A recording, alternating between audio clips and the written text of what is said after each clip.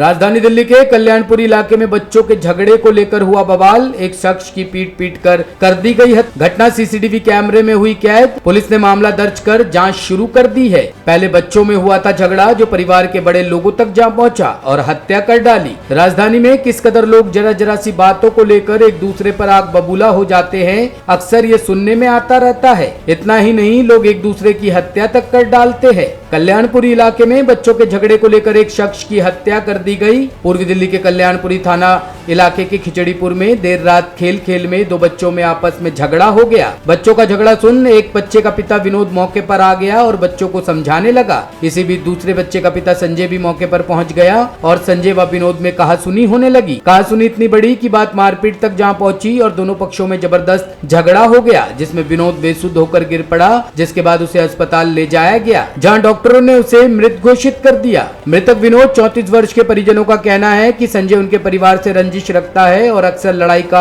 मौका ढूंढता रहता था। देर रात भी उसने झगड़ा किया और मौका देखकर ईंट से विनोद की छाती पर वार कर दिया, जिससे उसकी मौत हो गई। फिलहाल पुलिस ने मामला दर्ज कर लिया है और तफ्तीश में जुट गई है। वहीं विनोद के शव को पोस्टमार्टम के लिए लाल बहादुर शास्त्री अस्पताल भिजवाया है और आरोपियों की तलाश कर रही है।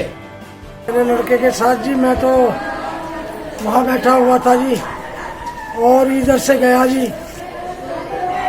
मेरा लड़का विनोद, उसके 3-4 लोग लिपट गए जी। 4-5 जनों ने उसको मारा जी।